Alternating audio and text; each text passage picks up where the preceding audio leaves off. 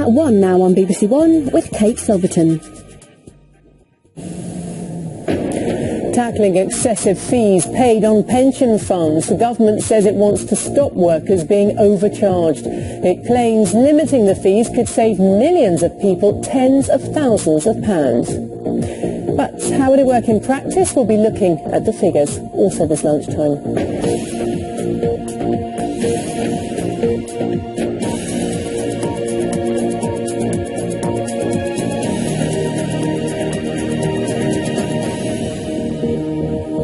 Hello, good afternoon, welcome to the BBC News at 1.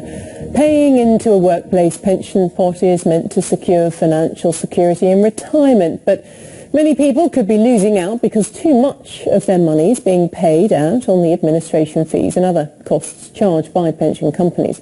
Now the government then is proposing a cap on the fees charged by auto-enrolment funds. It's going to consult with the industry on what the cap should be, even though pension fund companies claim their fees are at their lowest ever average levels. Our business correspondent Emma Simpson has more. I'm in. The government wants us to save more for our pension. Many of us are being enrolled into new workplace schemes. It's a huge shake-up in pension provision, and the government wants to make sure savers don't get ripped off.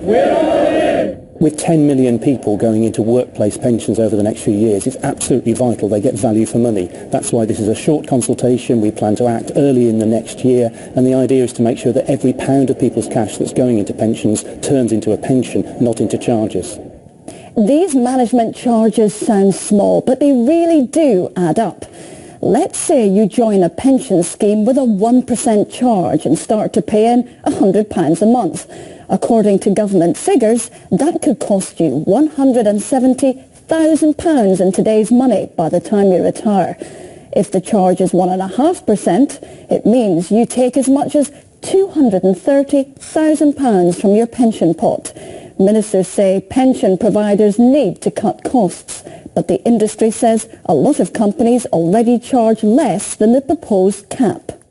Pension charges are at their lowest ever levels, and with somebody joining a workplace pension today paying on average 0.5%. However, charge capping has serious unintended consequences on the way in which a market can work, and you may find over time a concern that charges move towards the cap instead of staying at the very low levels that we find today. Having enough to live on in our older years, it's a growing concern. This cap, as low as 0.75%, would apply to the new auto-enrolment scheme. But some say there are a whole host of other fees and costs the government should tackle. What's equally important is that when you come to the point where you need to get money out of your pension scheme, that is fair value as well, and currently there are no controls on any of the charges at that end at all. Most important of all, though, is putting enough money into your pension. The government wants to make sure that the pennies will turn into as big a pot as possible. Emma Simpson, BBC News. Well, our Chief Economics correspondent Hugh Pym is with me. I'm sure people are still going to have lots of questions on this, Hugh, but just in terms of how significant it is and how many people it will affect, what's the answer?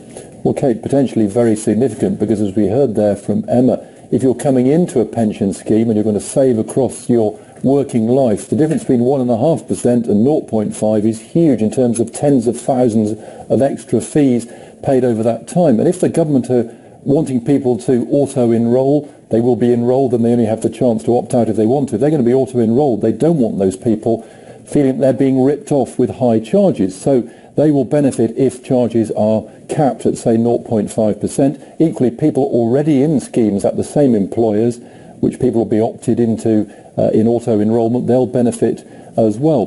The problem is going to come with some of the detail, as it always does, because if they end up with a cap of, say, 0.75%, what about people on 0.5% fees at the moment? Will the schemes just, if you like, go up to the 0.75? So we really don't know quite how that's going to actually pan out in terms of the detailed consultation which will now take place.